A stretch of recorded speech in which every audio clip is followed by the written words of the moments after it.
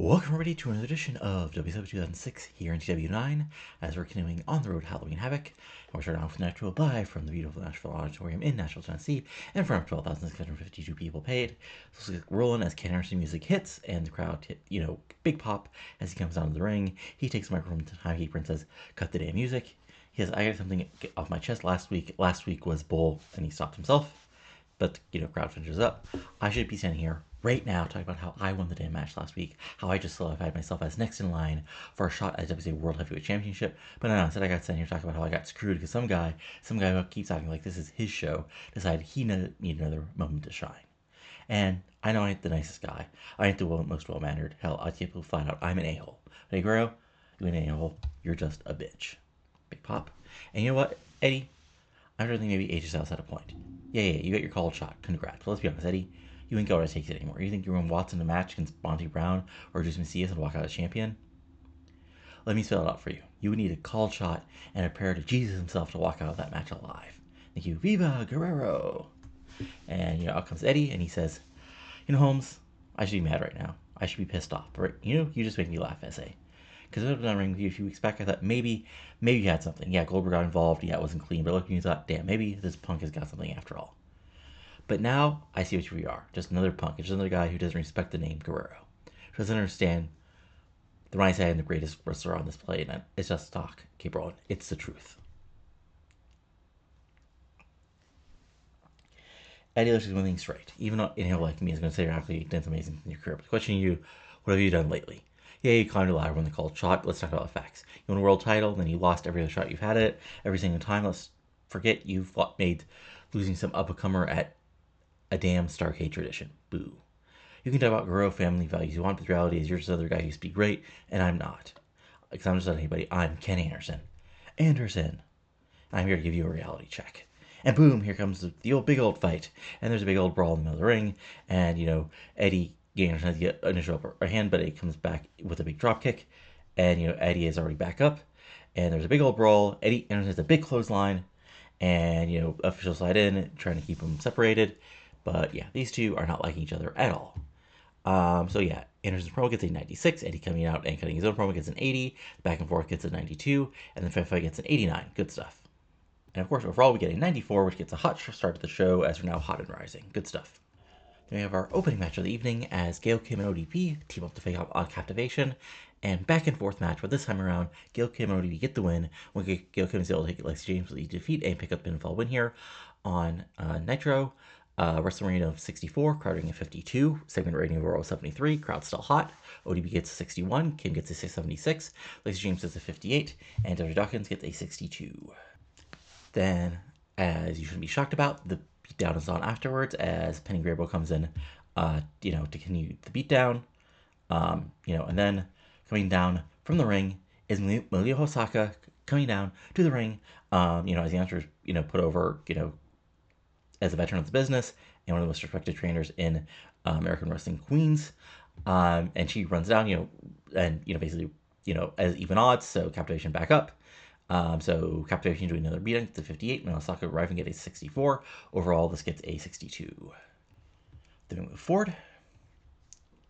As we're backstage, as first we have Bully Ray in the back, basically, talking to, going into Eric Bischoff's meeting. He says, last week is a fluke. You hear me, Bischoff? A goddamn fluke.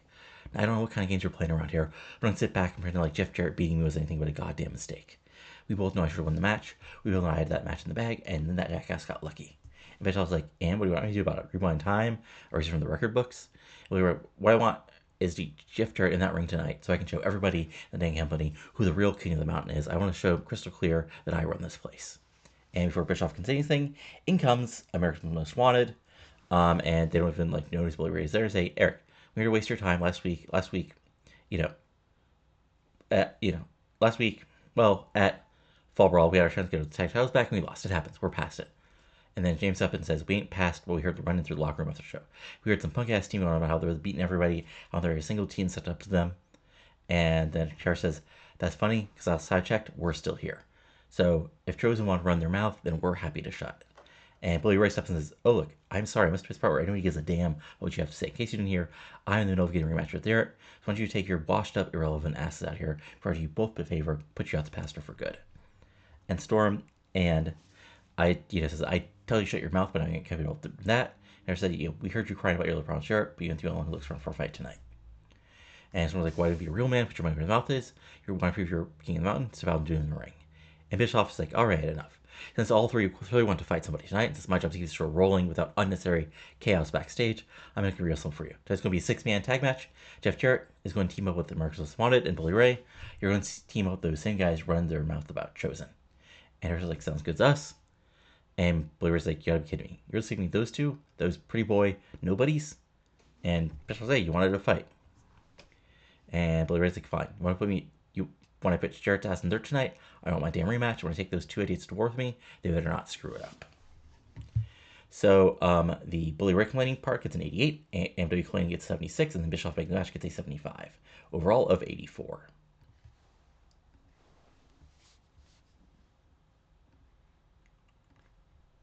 And then we're backstage, as Mysti is backstage with Cassidy O'Reilly. Mysti, is backstage with Cassidy O'Reilly, and Cassidy says, "Mysti, I was thinking, I really outgrown this whole cruiserweight division thing. I mean, people really think I need a championship to validate my career? Please, I'm past that. I should be rubbing shoulders with the top guys. I should be up at the top of the show, main eventing, baby. It's about people start recognizing what they have in me, And he's like, "Oh, I completely agree, babe. That's why I did something for you." He's like, "Oh yeah, I do tell." And he's like, "I went a little chat with Bischoff, and I made sure you got yourself a match tonight." Guy's like, "Oh, Mysti, you absolute genius. Find some real competition. I assume someone respectable, someone worthy of stepping in the ring with Cassidy O'Reilly." And Mysti pauses for just a moment too long, and Cassie's like, "Mysti?" And he's like, "Well, it's a big name." And Cassie's like, "I love big names." And he's like, "The Fallen Angel?" Cassie's like, "Wait, what?" Mysti's like, "Babe, you got this. I mean, you're past the cruiserweights. Exactly what you want. A chance to show and with the biggest stars in WCW." Guy's like, "Mysti, you know the Fallen Angel? This is Seiko. This guy just came on a match where Raven and Sting were thrown off a stage with him, and he went and beat him. I don't think he even feels pain. It was good. I think, but me against him." And Mysti's like, "Babe, you're overthinking it. You're Cassidy O'Reilly. It's your time to prove the world that you are really that good." And Cassie's like, Mysti, babe, why would you do this to me?" And he's because time Cassidy first stepped up. And if you win, imagine what that does for your career. So yeah, Cassidy grows in hand, clearly regretting everything. So a fun little moment here. Now it only gets a 48, but I believe it was better. And we have the Great Suzuki facing off against Shannon Moore. But what happens here is it goes a minute, and then Jakub comes in and just destroys both men. And then post-match, what happens is Jakub hits the face first chokeslam on both men, and then WCW officials come out. There's a stare down, and then he leaves. So yeah, just big boot, chokeslam, the face first chokeslam, of course, because give a tree, and then basically Jakub stares him down, and then just simply walks away. And this gets a 64, mainly because, it's just him squashing the cruiserweights, which is, still fun, but not the biggest thing. Jakub, murdering and then straight off officials, gets 67, then a 62. Good news is the storyline was a success, so we got that going for us. Then we're backstage with Gail Kim, ODB, and Milia Hosaka. And, Gail Kim's like, "Milia, I just want to say, having out there is not and everything. You behave to the women like me, like I would be so many others. I won't be the wrestler I am today without women like you leading the charge before us in the dark old days." And he's like, "That's sweet of you to say, Gold, but you know me nothing. You carry your path. I just threw a couple road signs up on the way." And he's like, "Come on. Back when I was working at TEW, you gave me hell every damn night in the ring. Ain't no hell I would made here without you making me bust my ass on the regular." And I was like, "Yeah, you were a little rough around the edges back then." And he's like, "Still in babe." And he's like, when Gail called me and asked me to come back, I almost said no, because I've been training the next generation to ODQ, and honestly, I was content. When I started thinking about it, Penny Grable, Lexi James, Ashley Dawkins, they all came through. And, when I saw the way they're treating women like you two, and they're carrying themselves, I realized I didn't teach them that. So now I'm here to show them what they didn't learn from me. So there we go.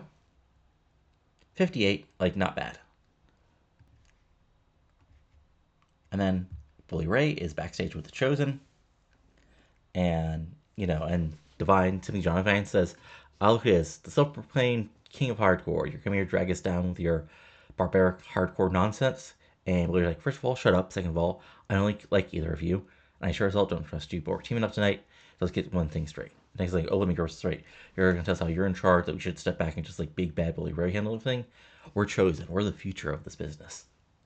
And Balor's like, no, dumb this. I'm telling you this. Don't be idiots. Don't go there trying to make some stupid statement by doing something reckless. I know you two are alike. I know you're going to use some silly stuff to send a message. Here's the thing. Jarrett is on the other side. The same guy you turned your backs on. You want to send a message? Then just don't beat Jarrett. Humiliate him. Hurt him. Take out ANW while you're at it. Show that you really are chosen. This is how you prove you belong here. And Ryan's like, guys actually like that plan. And Tom's like, yeah, if there's one thing I enjoy more than winning is making Jeff Jarrett suffer. And then as they leave, Bully Ray says to himself, you don't spend years in a locker room with Paul Heyman and not learn how to manipulate people a little. 70, not bad. And then in the ring we have Sonny Siaki in the ring, and he says, man, Sonny Siaki just loves it when a plan goes the other. You see, last week, some old people, started running their mouths about how they deserve a shot at WCW Championship, how they think they can hang with the Samoan Superman, how they think they can stop the greatest run in this title's history. Now, don't waste your best. Sonny Siaki knows exactly who y'all think about. Lance Storm, y'all want Sonny Siaki to give a shot to an old, washed-up has-been instead of someone young, hungry, full potential. Now, see, that's the problem with people like Lance Storm. They don't know when to step aside and let the future take over. But Sonny Siaki knows what takes to make a real champion. And as your television champion, it is Sonny Siaki's duty to make sure that this is a title defended against worthy challengers, against the future, against the young blood in this company. So right now, I'm here to give an uppercomer at a shot at WCW Championship. Some are fresh, some actually deserve the shot. And some unfamiliar music hits, and out comes a blonde hair athletic competitor, and we see Jim Ross that says, wait a minute, who is this? And Logic beats me. And Tony says, I believe that's Chase Stevens, but this is the first time we're seeing him on Nitro. And, Sonny Siaki like, see what I'm doing, see what Sonny Siaki is doing for this business, see what Sonny Siaki is doing for the future. Sonny Siaki is making stars. This is Chase Stevens, everybody. Now, y'all might know, don't worry, after I run through in about 5 minutes, he'll be famous for losing to Sonny Siaki. So that part gets a 63. Yeah. Then we have the match, which is a complete squash. Like, Chase gets a little bit of offense in. But yeah, Siaki hits a shoulder breaker, gets the win in 5 minutes. Press rating at 51, crowd rating at 46, second rating at 50. Siaki gets a 69, Chase even gets a 32. And then afterwards, as Sonny Siaki is celebrating, boom, Lance Storm with a super kick out of nowhere after the match. And that gets a 65. Fun stuff. We're building a lower mid-card, people.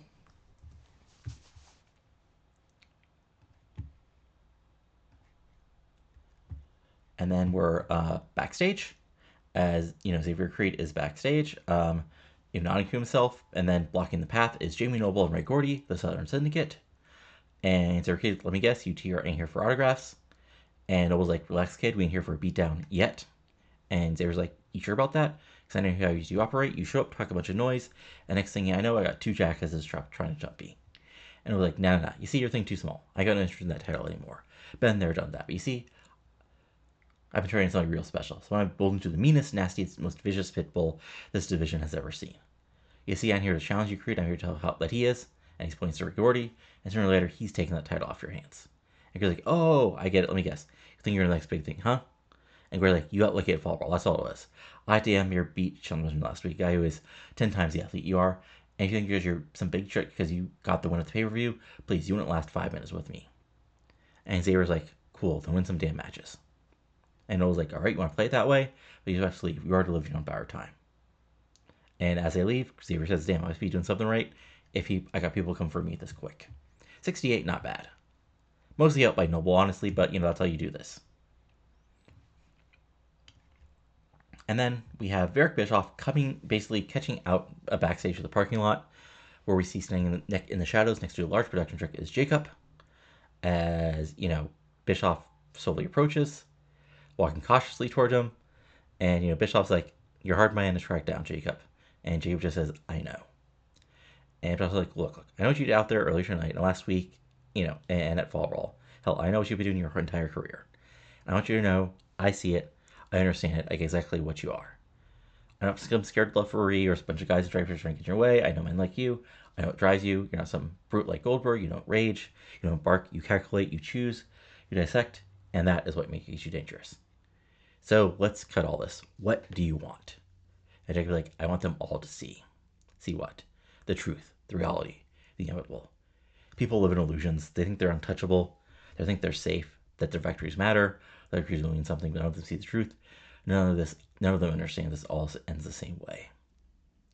I'm here to remove the illusions, Bischoff. I'm here to strip them down to what they really are. I'm going to finish. There will be no legends, no icons, no champions, only those who survive, and those who don't. And I was like, fine, I can work with that, but you better leave. If you want to play this game to WCW, I can decide when and where you do it. And Jacob stares at him for a long, tense moment, then ever so lightly he nods and walks away. And Bill's like, well, that's not terrifying at all. And this gets a 74. And yeah, so again, this is not supernatural Kane, because got enough at the moment. This is like basically quasi-serial killer Jake Kane, you know? He can do that. And we move forward here on Nitro. We got Ninkyo basically winning a quick squash match against Jimmy Raven Maverick Chance. Honestly, I did this match to give Ninkyo a bit of a win, and also just to see if Raven Maverick had some random good chemistry. Fun match, like nothing fancy going on here. 68, 65, 66. Suzuki gets 64, Yang gets a 71, Chance gets a 66, Rave gets a 72. Fun stuff, nothing fancy here, but a solid match. And then Ninkyo celebrate after the match to a 70. And then we're backstage as Jarrett is with American Most Wanted. And we see AMW in there. And, Storm's like, let me get this straight, Jarrett. You want us to trust you tonight? Because I don't know if you remember the last 10 years, but exactly what I call trustworthy. And it's just like, you remember real well. We remember, how you treated us when you were chasing gold of the divine. Remember it's always been about you, and suddenly we want you to be on your side, talking about all the tradition and shit. And Jared's like, yeah, look, I get it. I never been a Boy Scout, and look, I didn't ever want to be one either. But here's the thing. You two respect this business, and so did I. That's why we're on the same side tonight. And Storm's like, I don't trust you. And Jared's like, but we can work with you. And Jared's like, that is good enough for me. And that gets a 74. And then we have a overview of basically like sort of like a dimly lit fight pit. As get flickering bulbs, drooping pipes, whole decay thing. And we see Prof and Roadrum standing over two unknown wrestlers, bodies limp on the ground. And we see Morgan watching them, says, the outside world, they think the nest is broken. They think that because they do not see the man they fear, we are weakened. They are wrong. As, Roadrum cracks his neck. We do not need to show them where Raven is. We don't explain what comes next. They will see. They will understand. And, she runs a hand at Prince Prophet's chest. They thought we were defeated at Fall Brawl. They thought this was over, but when a nest is disturbed, the crows do not fly away. They attacked. And then Prophet grabs the one conscious opponent and lifts him with ease. He hits a big old running powerbomb, sending the poor man crashing to a wall. And then Roadrum grips the other guy by the neck and choking him in midair before slamming to the ground. And soon, everyone will recognize they are prey. I think it's a 58 because we're still building up like the non-Raven members of the Nest, but solid promo.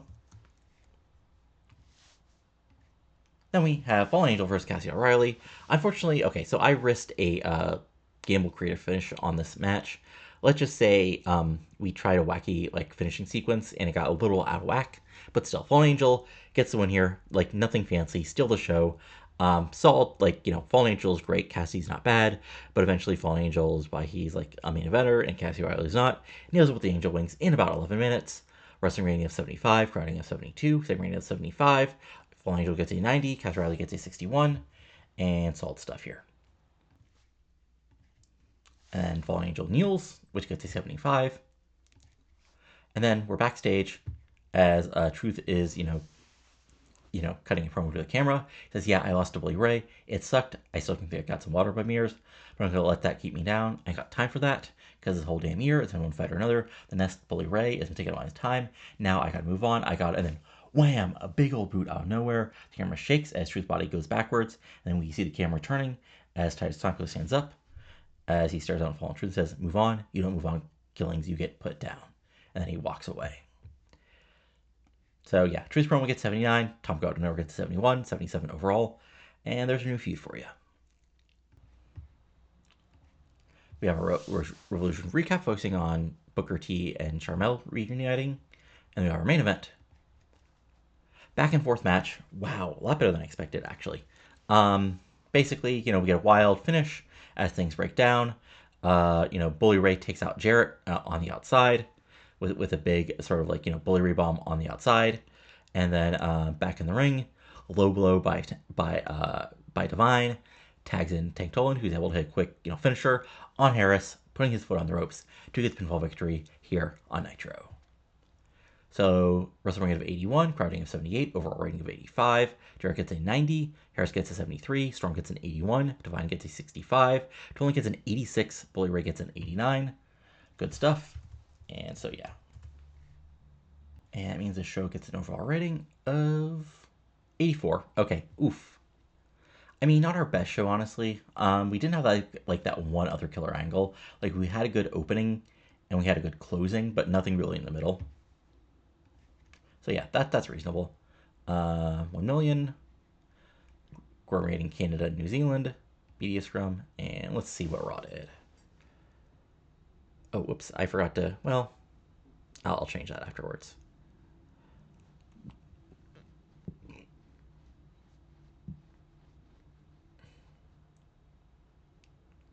Survey says.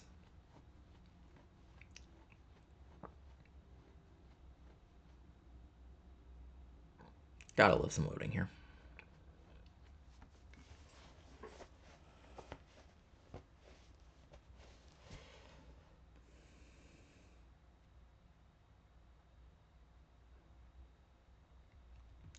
Ooh, that sucks. That is not good at all. Right, that's the other thing is, Unforgiven was last night, so I actually need to show you guys that first. But oof, that sucks for Regal. Okay, interesting.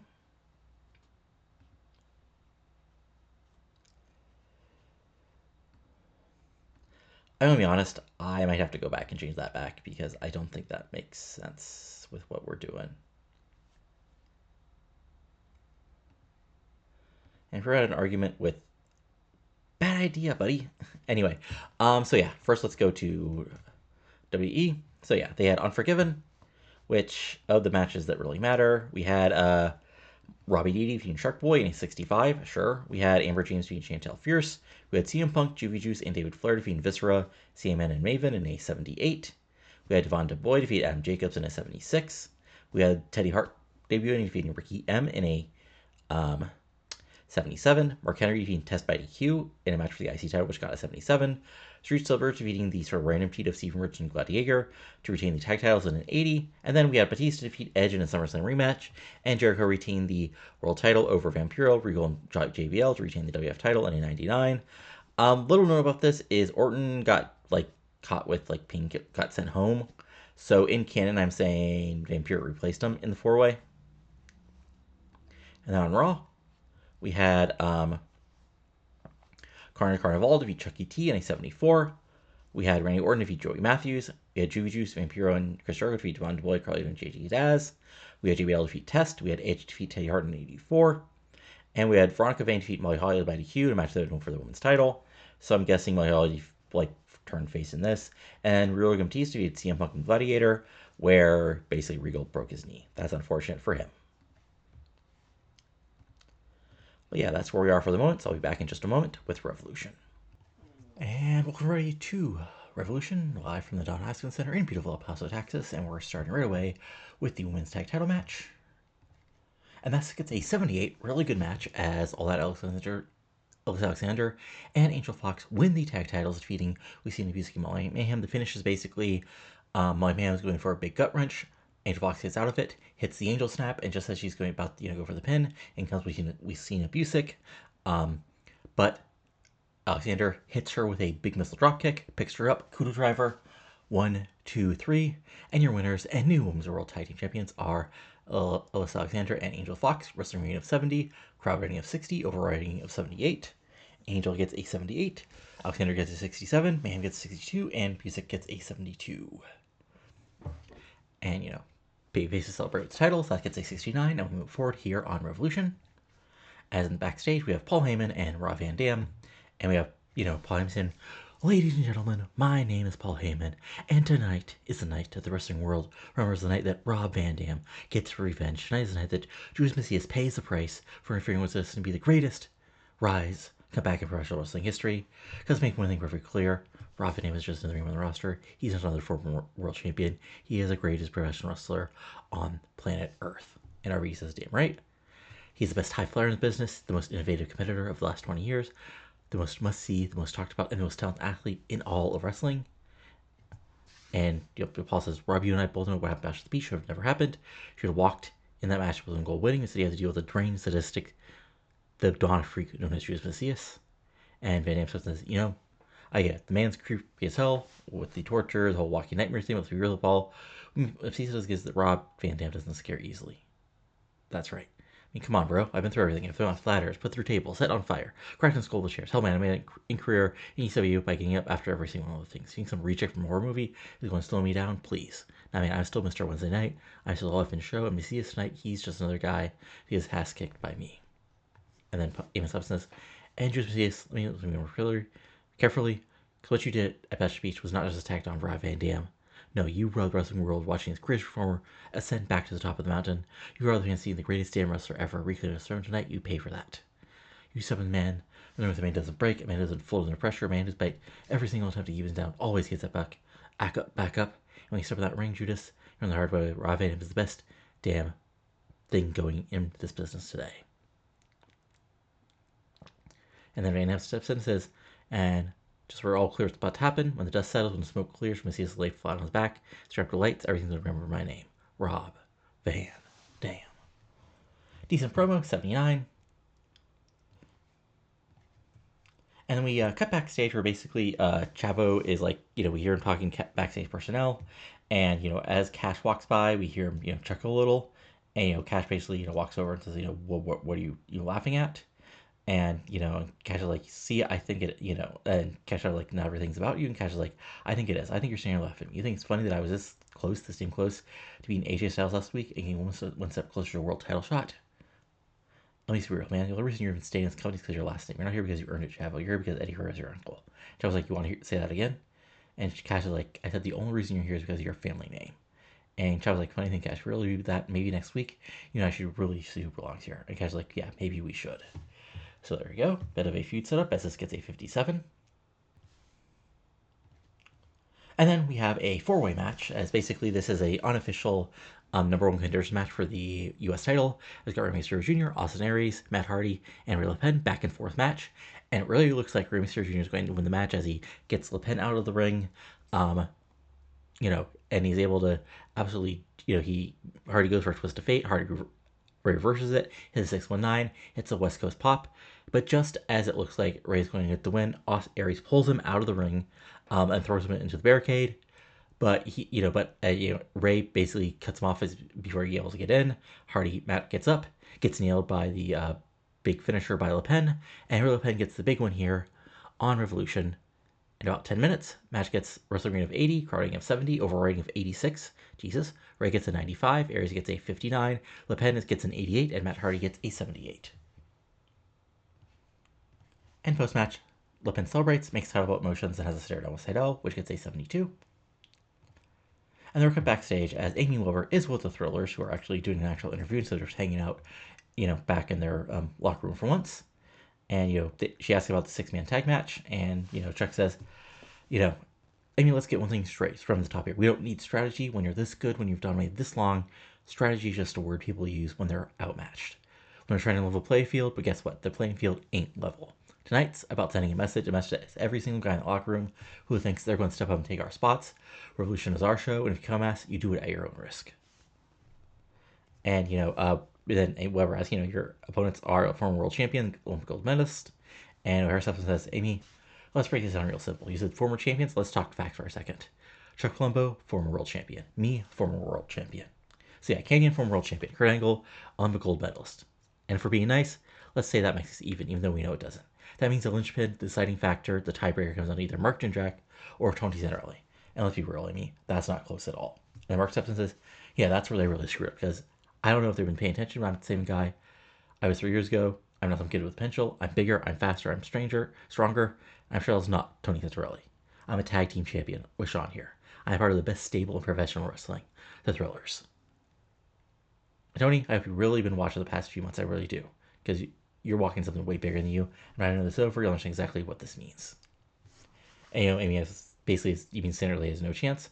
And Paul was like, Amy, let me put you like this. If you put a lion, tiger, and a damn wolf into the ring with a house cat, who do you think walks out? That's what it is. Angle and Kanyon, sure, they're tough. We'll give them that. When you put them next best to the most dominant force in this company, the equation doesn't add up.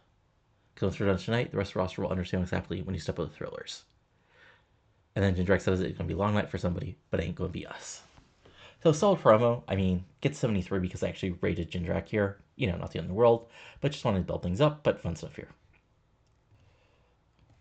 And then, we have Aries basically backstage crowing about, like, costing Rey Jr., and boom, out of nowhere, it's Rey Jr., and the brawl is on.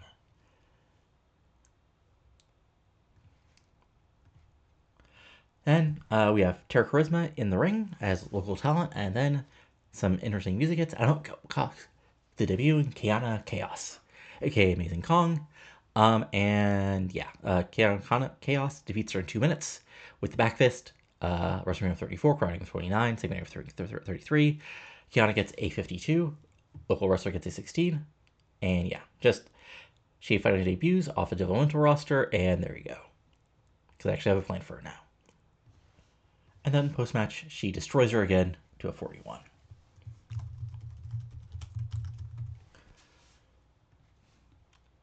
Then we're backstage with Judas Mesias.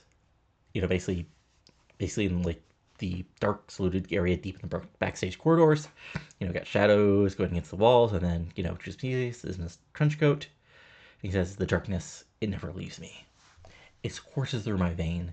It twists, it writhes, it consumes. For years I've embraced the shadow, the force that binds me to something greater than life and death. But now I must turn this darkness against others who dare to file it. Rob Van Dam, you walk as if you are untouchable, as if this bends to your will. Do you understand what it means to sin? Your arrogance, your hubris, it is sickening. You revel in greatness, but you are blind to the truth that stands before you.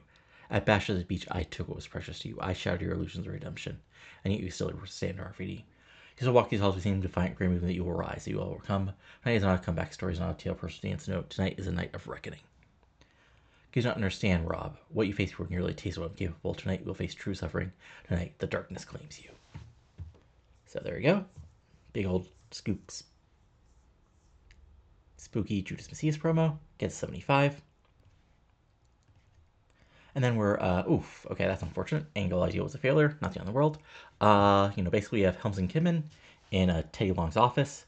And, Shane was like, "Teddy last week was a damn travesty. You saw it, everyone saw it. We got cheated out of that match against Slater and Walker, and we're about to let that slide." Kim's like, "Come on, Teddy, Slater, and Walker, who the hell are they? They got lucky one time, and instantly they think they belong in the same ring as us." And I was like, we don't like losing Teddy. We sure don't lose any guys like that. So we want to send a message next week. We want one of them one-on-one match, either Slater or Walker, I don't care which one. And Kim's like, "Let's be honest, Teddy. Maybe they're lucky to tag match. Maybe. But when either of them is in the ring one-on-one with a former world champion, they're going to get a real lesson." And I was like, "All right, players, I hear you. Next week, one of you will go one-on-one with Slater Walker, but let me tell you something. Don't underestimate them. They came out and they shocked you for a reason." And I was like, yeah, we hear Teddy. But after next week, they're going to hear us.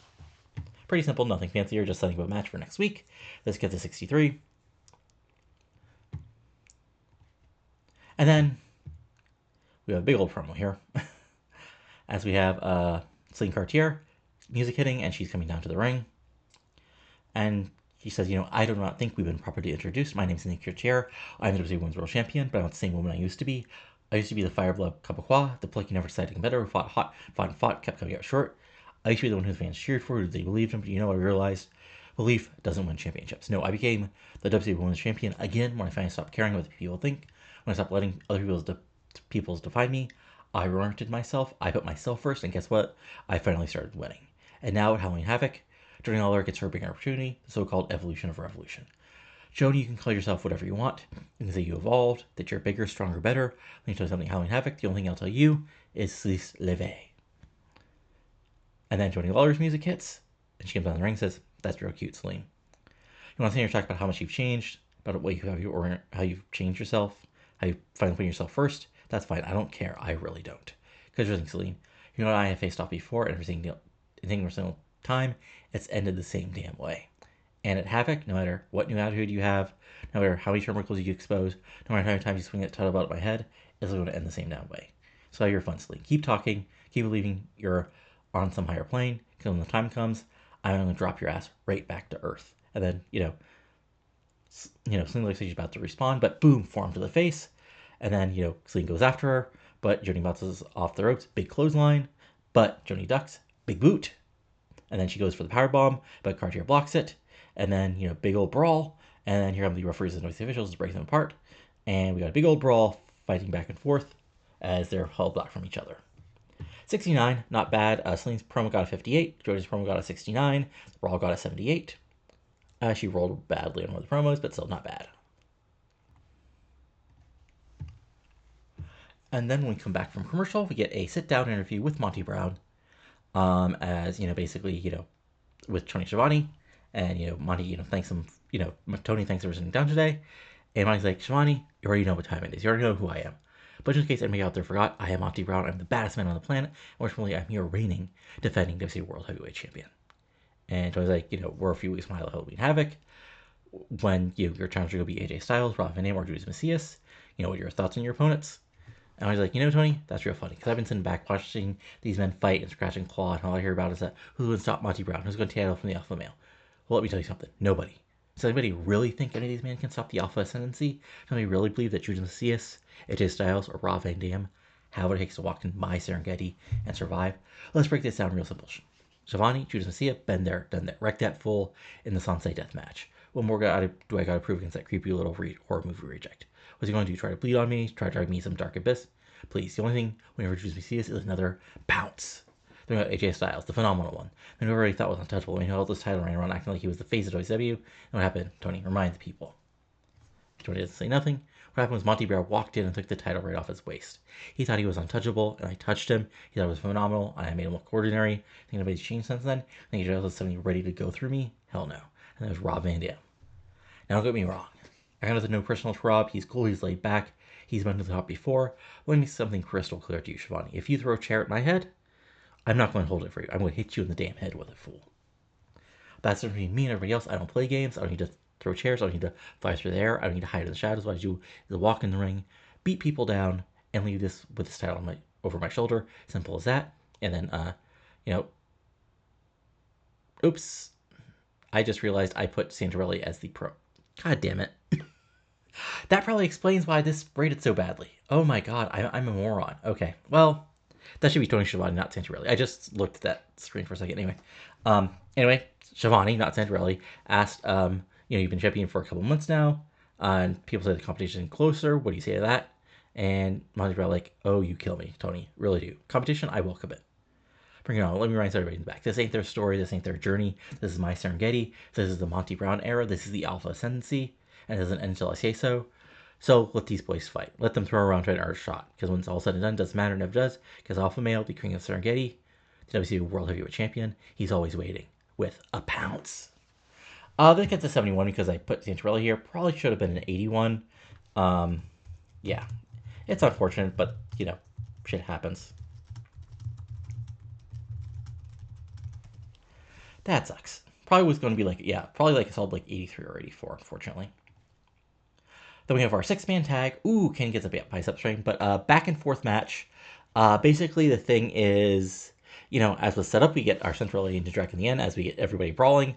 And Jindrak goes for his finisher, Sanji rolls out of it, hits a couple quick moves, and then hits a surprise cradle, 1, 2, 3, and picks up the big victory here on Revolution.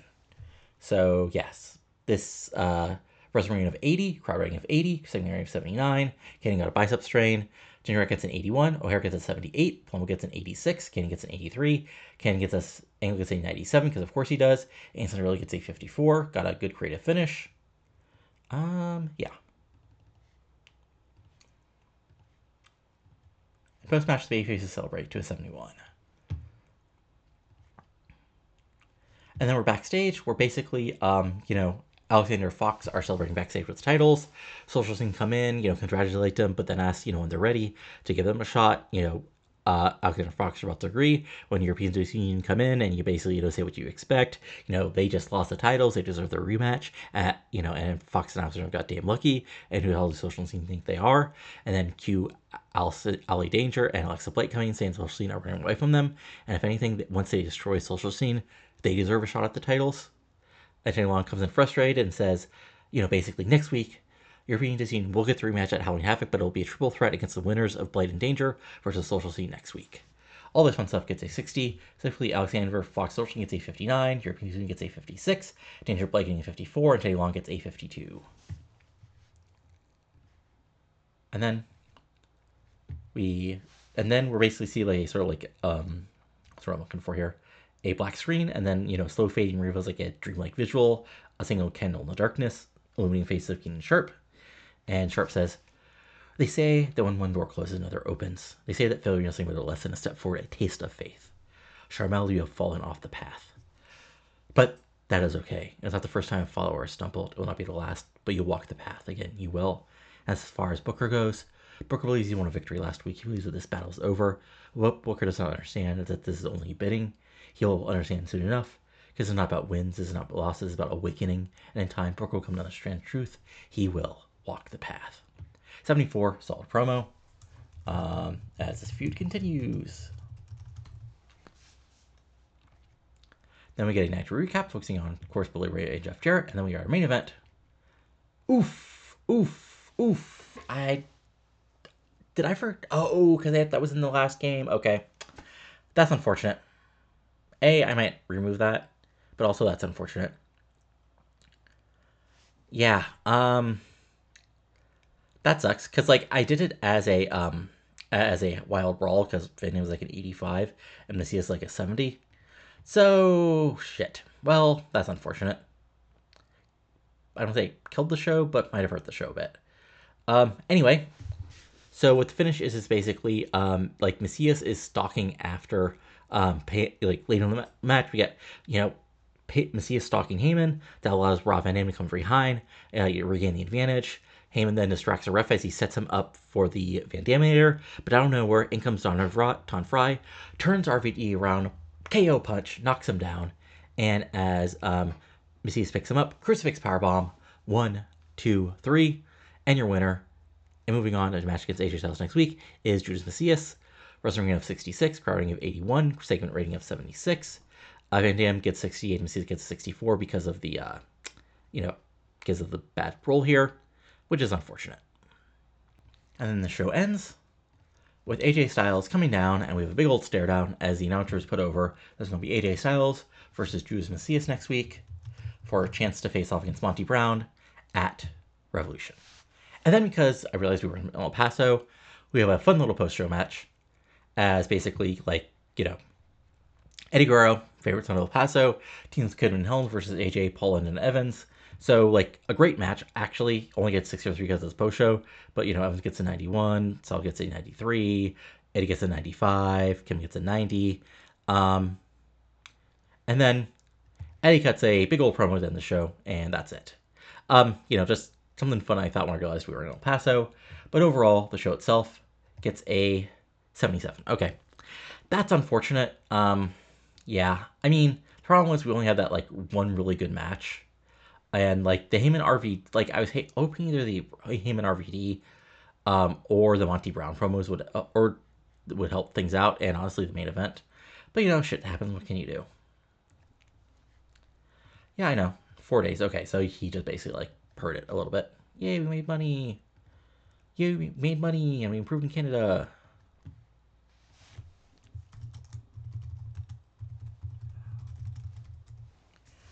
So, we'll see what they did as this loads up. Loading.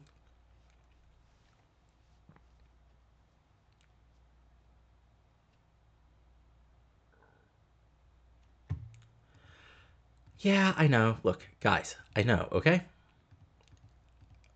It won't happen again. I'm sorry. Anyway. So, let's look at WWE. Well, yeah, first let's look at our storylines just to make sure how things are doing. Okay. So Monster Arrives is hot. Against the Darkness is hot. Captain Nitro is a little cold. Chaos and Wanted is very hot. Lack of Respect is very hot. Mysti Mavericks hot. Opposites Fight is a little cold. Respect and Traditions very hot. Truth Gets a Boot is hot. Cash or Carry is very hot. Enlightenment is hot. Evolution Revolution is hot. Expanding Horizons is hot. Aries and Rey is hot. Mercenary Moves is hot. Down a Social Call is cold. Throw the Angle is hot. And Who They Think They Are is a little cold. And US Title Mess is hot. So there you go. And then if we go over to WWE, for SmackDown, they had All Money Aaron Cartwright defeat Cody Hawk in a cage match. Jackie Gage and Veronica Vane defeat Jamie Hayes and Beth Phoenix in a 74. A 92 Brock Lesnar promo. Billy Gunn defeated Albert. Christian defeated Farouk. Undertaker defeated John Cena in a 90. Sure. Rikishi, Shawn Michaels, and Brock Lesnar defeated Cream, which is Rhino, Big Show, and Tommy Dreamer in a 96. Jericho and Benoit then defeated Scott Steiner and Skyfall K. Lyon. And yeah, just as a quick little thing here, the game created a stable called, with a silly name, so I just rearranged it to be Cream, because it's basically All Money as a leader, Big Show as a muscle, Rhino and Dreamer as your team, and then Terry Runnels as the manager. Also, I'm like actually kind of confused here. Let me check something out here. Did they turn? Okay, they totally turned. Interesting. Interesting. When did that happen? Because I was pretty sure he was like still a baby face. Or still a heel. Okay, so no, he's been, yeah, huh. That is interesting.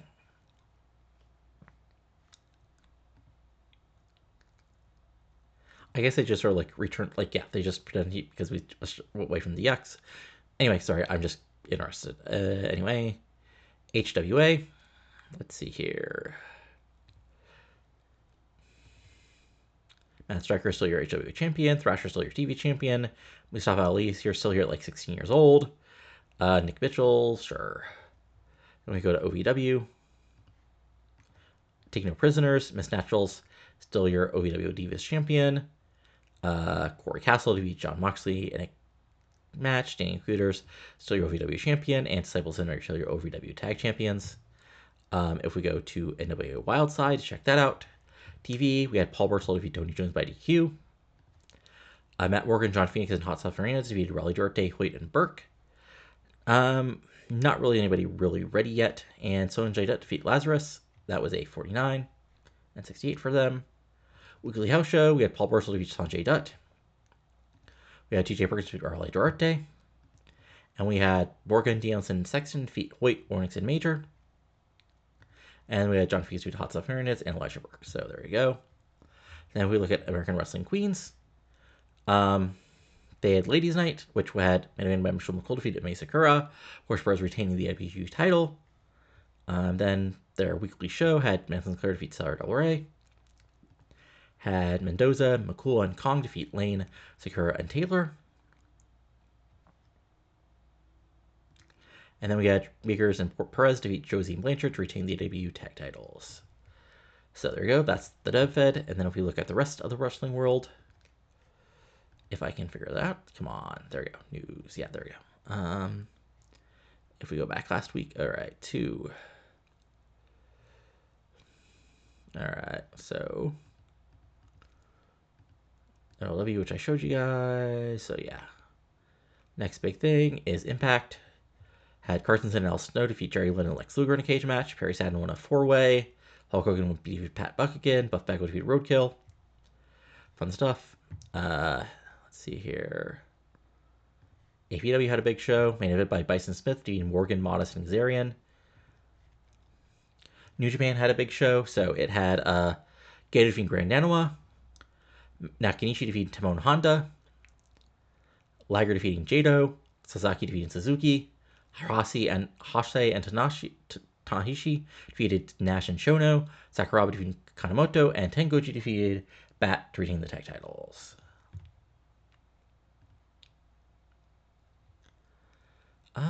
Anything else? Yeah, okay, so 0-1 had a big show. Otani defeated Hidaka. Hashimoto defeated Hiro. Akamoto defeated Barnett. Kai had a big show. Takanishi defeated Mio Wakizawa to retain the tag titles, or singles title, and that's really all of note. 3BW had a big show, and Iron had a big show. Kazarian versus Balor was your main event. So there you go. That's the rest of the wrestling world. Again, quicker show than normal, I think. Let's see here. Is there really anything else to show you guys? Always like sort of feel like I'm forgetting something obvious, but no, I don't think so. So that's it for now. If you enjoyed this, go and give it a like. Comment below what you're liking and not liking. Of course, our channel for plenty of TEW 9 content, including this, and hopefully soon my TCW Ghost Sport thing I want to try. But that's it for now, so talk later, and adios. Have a good one.